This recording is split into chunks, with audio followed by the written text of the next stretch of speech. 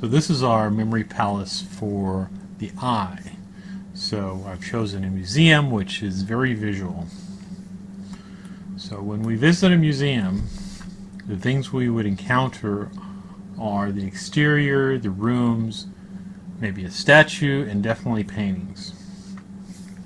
So the exterior, when we're heading towards the museum, we would encounter parking, admission, and guide.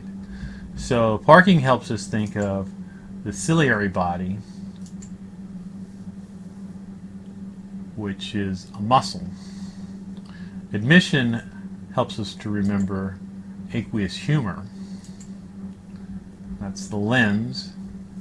And the guide helps us remember suspensory ligaments. The next thing we might encounter are the rooms.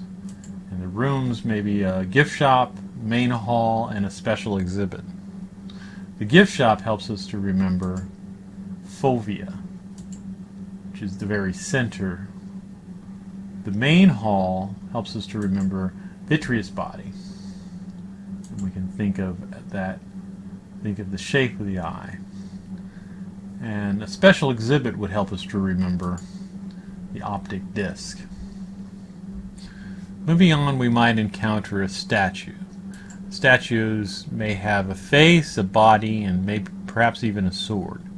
Now, the face of the statue helps us to remember the pupil. The pupil is just a hole.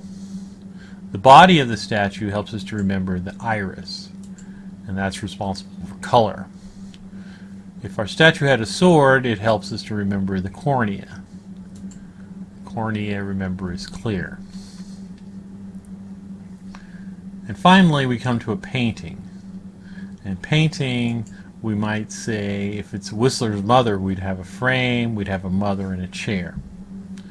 So the frame helps us think of sclera, which is the white of the eye.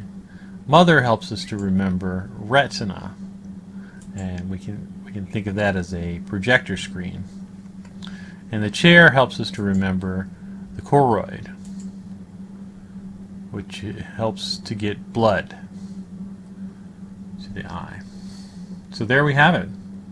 Our museum, the things we might encounter, which triggers our memory to think of all the parts of the eye.